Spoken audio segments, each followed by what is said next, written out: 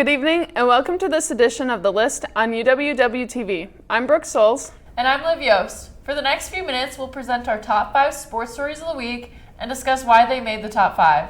Did your top 5 make our list? Let's find out. At number 5, Warhawks softball is on a roll during their 8-game homestand this past week. The Warhawks won their 7 of their 8 games, sweeping doubleheaders against UW-Platteville, University of Chicago, and UW-La Crosse.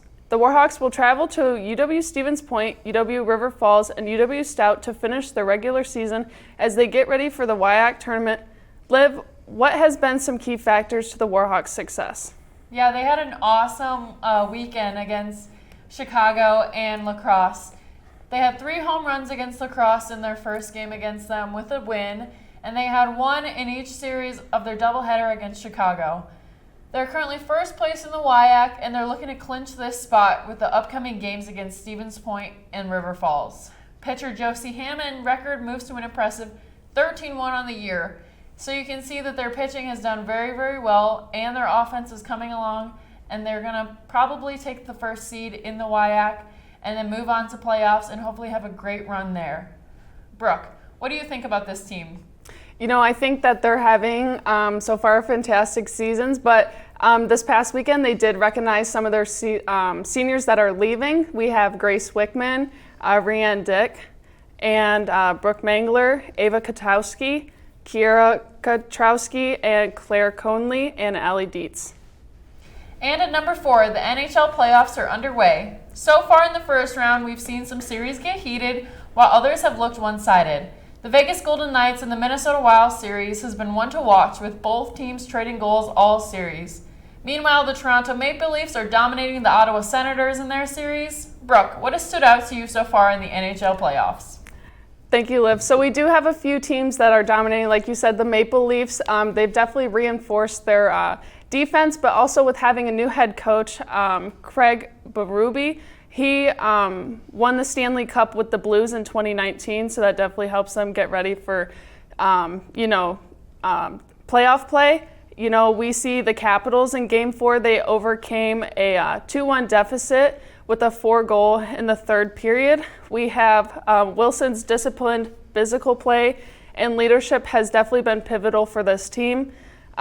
Meanwhile, their goaltender Logan Thompson's return from injury has stabilized their defense for the Capitals. We have the Hurricanes. They lead all their series 3-1. Despite Frederick Anderson's injury, we've had players step up and definitely have witnessed some balanced scoring. You know, as far as these teams go, we've witnessed their success due to their leadership and their key player performances. At number 3, the NBA playoffs have been very exciting to start. So far, the Thunder have swept the Grizzlies and have secured their spot in the next round, with other teams hoping to join them soon. Liv, what are some teams that will join the Thunder in the next round? The Cavs lead their series 3-0, so I'm going to take them over the Heat, the 8-seeded Heat. They are the number 1 seed. I do see them going to the semifinals and then back to the conference finals. I think that the Pacers will take over the Bucks in that 3-1 lead against that 5-seed Bucks, and without Damian Lillard, it will be really tough for them to go even further against the Pacers, that strong young core. The Knicks are leading the Pistons. I can see them taking that game. They're up 3-1. As for the Celtics and the Magic, I can see the Celtics taking on that win, that series, even with Jason Tatum kind of iffy in and out. As for the West, I think that the tie between the Denver Nuggets and the Clippers is going to be one to watch. It's a very close series, 2-2. I think that either team can pull through and win this series. It's really going to be a dogfight, and it will come down to the end. As for the Lakers, people thought that they were going to make it to the finals, but they're down 3-1 against the Timberwolves. And without a good defense on the Lakers' end and without a consistent bench, I don't see that they can make it past Anthony Edwards, who has had a really, really strong series so far. The Rockets are down 2-1 against the Warriors. It will also be a dogfight. It is a very close series, and you'll have to see towards the end who comes out with the win, either the Rockets' young core or the Warriors, who have a lot of knowledge in the playoffs and have a lot of, balance in their coaching, in their bench, and all of that. We've got more coming up on the list, including a discussion on the NFL draft and why Shedeur Sanders fell. We'll be right back. We'd love to show you what it's like to be a Warhawk. Come on!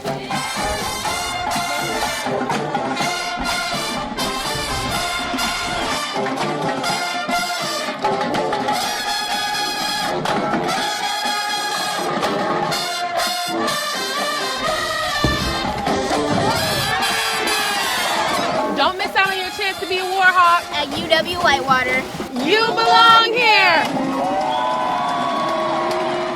Matt checking in to see how Sam is doing on his project, and it's getting close to exporting now, the final step in the process. And it is complete, and Sam is hyped. Finally gets complete and spikes the ball into the end zone. Sam's celebrating with his colleagues, and they throw a flag on the play. The ref's going to call excessive celebration. Sam is in disbelief and can't believe it. He tries to dispute the call, but the ref is not having any of it. She's always had it. Pure ambition. An unbridled self-confidence that most people only dream of. You see it driving her, empowering her, and in time, you see it fueling her future. Perhaps even helping her blaze a new trail. All she needs now is a way to make it happen. We are the Universities of Wisconsin. 13 universities. Unlimited opportunity. Sports fans. We pack stadiums, arenas, and local gyms every day. And every sports fan is uniquely human. Seeing each play with your own eyes, triggering your own emotions. And as humans, we won't agree on every call, but we can act with empathy and consideration. So put yourself in the official shoes. Be more than a fan. Be officially human.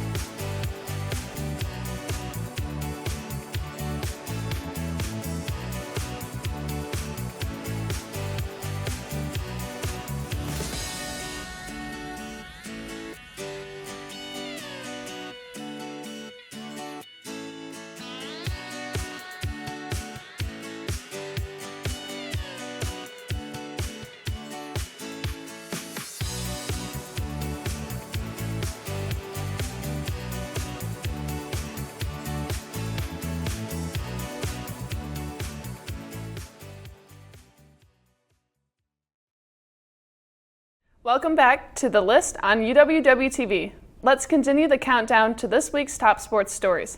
At number 2, the NFL Draft has come and gone. Throughout the week, we saw all 32 teams make moves and draft players that they believe will make the biggest impact on their team. We saw major headlines take place, such as the Packers drafting a wide receiver for the first time since 2002 in front of home crowd, and Jacksonville trading for Travis Hunter. Liv, what are your thoughts on this year's NFL Draft? Yeah, I think this draft was a really spicy one. It kind of up in the air after Cam Ward was taken first. You didn't really know who was going to go where. You kind of got an idea that Abdul Carter would go to the Giants, as they do need that big defensive piece. Travis Hunter obviously went second. He's arguably the best player in the draft, but obviously Titans needed a quarterback, so he wasn't going to get taken there. They traded up. They got him. Hopefully he'll play both ways, because I know that's what he said he wanted to do. And I think Jacksonville will utilize him in both offense and defensively. The Browns got their defensive tackle in Mason Graham. Running back Ashton Jeanty went to the Raiders, even though you can argue that the Raiders don't really need a running back right now. They need other pieces a lot more than they need a running back. I think that they need to put pieces around him before they take such a star running back, such as an offensive line, a solid set quarterback. And that means the Bears did not get their running back that they really needed. They took the tight end in Colson Loveland, who is arguably first or second, you could say, behind Tyler Warren, who went to the Colts. It's easy to see that the Panthers took Tedairoa McMillan in their wide receiver. That's going to add to Bryce Young and his offense. And we're going to see what else they can do with, all the pieces that have been taken throughout the first 7 rounds.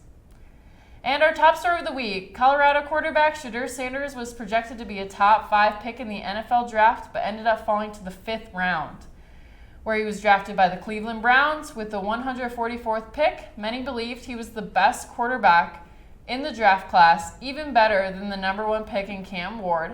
But Sanders was also the 2nd quarterback to the Browns drafted, as the Browns took Dylan Gabriel in the 3rd round. Brooke, what are your thoughts on the Shedeur Sanders situation? Thank you, Liv. Yeah, we've definitely seen Shedeur in the news this week. Honestly, this is something that was unprecedented. We all thought that we were going to see him go in the 1st round, but he did not.